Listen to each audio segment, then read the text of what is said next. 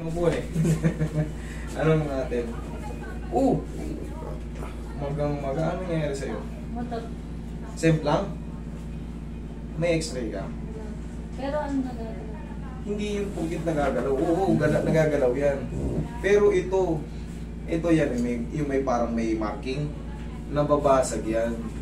Yan ang nababasag. Ngayon, pag nabasag yun, masisira yung ganyan mo. Masisira yung ganyan nyo. Yung daliri magagalaw. Pero subukan mong perfectin na ganyan.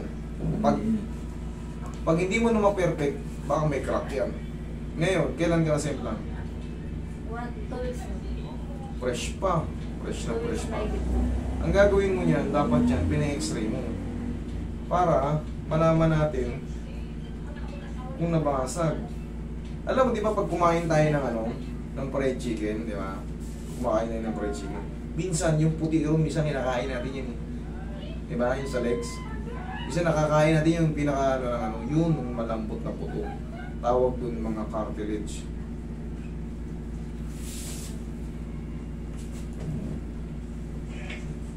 Yan o, kumangat dito, lumumugtong. Ngayon,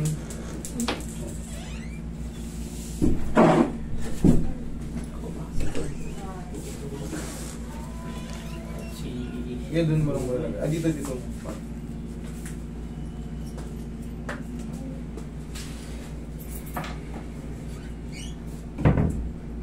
Mahirap siyang mahirap siyang kapain ng ganito lang. Kailangan. Ma'am, ang mangyayari ito, sabihin natin, in-adjust ko. Tapos, pa-x-ray nyo. Baka may lumabas sa fracture. Baka isisi nyo sa akin, fracture. Ay na, nabasag ko. Nabasag ni Master. Ito, may hula na ako dyan. Kumbaga, may estimate ko na yan na parang nag-crack yung yan. Na umusog yung Kasi kung mapapansin nyo, tignan mo. Diba? Pansin mo. Tumagilid. Ngayon, siyempre, sa dami ko nang hinahandle na ganito, alam ko na to, kahit wala kayong x-ray, pag ganyan, pwede kong itulak yan dyan. Tapos, siyempre, makakaramdam kayo ng Yes, makakaramdam kayo ng pain. Pero, ang kahalagahan nun, medyo mapapantay ang nyo. Hindi na siya 100%. Maaring may 97% or 96%. Kasi, yung example lang ko lang ulit kayo subukan mong basagin yung yung legs ng manok, basagin mo, i-fracture mo siya, biyakin mo. Ngayon, ikabit mo ulit. 100%, hindi mo siya maano. May babalik mo siya, pero parang may angat ng konti. Bakit? Kasi yung mga nabasag na buto, mayroon niyang parang yung mga tulis-tulis. Hindi mo siya mape-perfect talaga. Maayos mo siya, parang kita ng gano'n, dikit. Pero angat-angat na yung pinag-liningan nun. Okay? Para ka lang nagbasag ng salamin. Naikabit mo ng gano'n, pero may mga nabasag na mga kutik-kutik na maliliit. Hindi na siya ma-perfect. Okay? Katulad yan, kitang-kita mo, di ba? Tagilid. Tutulak kong pag gano'n yan, Ganda ka na. Tapos, iba-bandage natin. Pabili ko yung bandage, Roy. Ayaw pala, huwag na. Diba? Tingnan mo. Total, nilapit nyo rito. Gagaling naman yan. Gagaling naman yan. Ay, matakot yan. Gagaling naman yan. Pero siyempre, kailangan nyo lang medyo mag-face ng konti. Kasi, hindi naman yan hindi naman yan maayos. Hindi yung pagagaling yan. Kahit ikas ko yan Ay, kahit kuberan ko ng matigas yan. Kumbaga, parang ikakas niya, simento. Pag sinimento mo to na nakaganito nakatupi, gagaling yan nang nakaganyan. Kasi kinover niya lang yun. Yun ang totoo sa casting.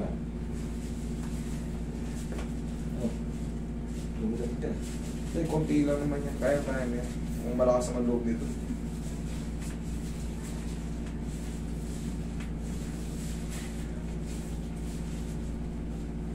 Tulad niya, hindi mo may gano'n, limitado. Mamaya angat ng gano'n yan. Medyo maluwag na. Pero siyempre, kailangan mong tiisin nyo itong adjustment. Itutulak ko to. Itong nakaangat, sir Yan tayo mo. Ito, ipengin mo na palambutin mo na natin. Pinaka-the best nito sa susunod magpa-x-ray kayo para less yung ano, less yung worries. Kasi pag nalaman niyo yung loob, wala namang palang basag. O malilis yung worries mo. Pag nalaman mo may basag, kunyari nabasag. Ngayon, siyempre makikita nung mag-a-adjust. Mas madali siyang ayusin. Mas madali siyang ayusin. Kumbaga, alam ko na kagad kung isa yung tutulak. Kahit sa iba, alam na kagad din ako siyang tutulak.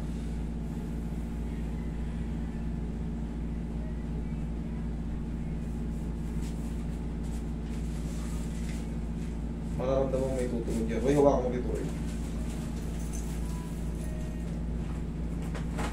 Oo. Maramdaman mo? Oo.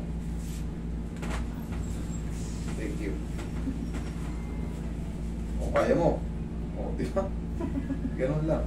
Parang lumagatok lang.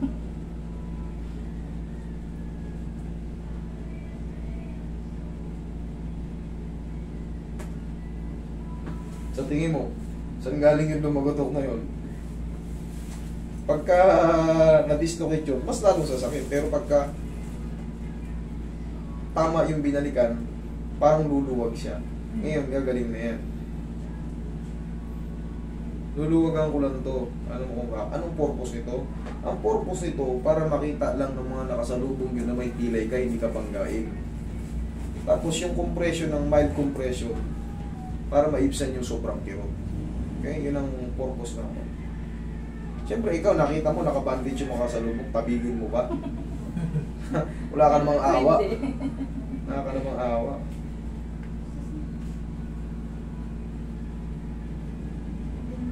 Maluwag lang yan. Paggabi, tanggalin mo lang yan, ha? Sinadya ko lang ganyan. Pwede po yung basahin. Bukas na. Sinadya ko lang ganyan, kaluwag. Kasi, pulsuhan ito eh. Yung blood circulation natin, pag inipit mo, mamamanid yung kamay mo.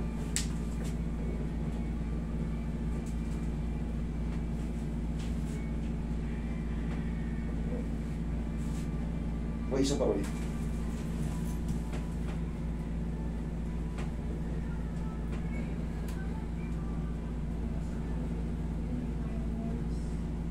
No, okay lang.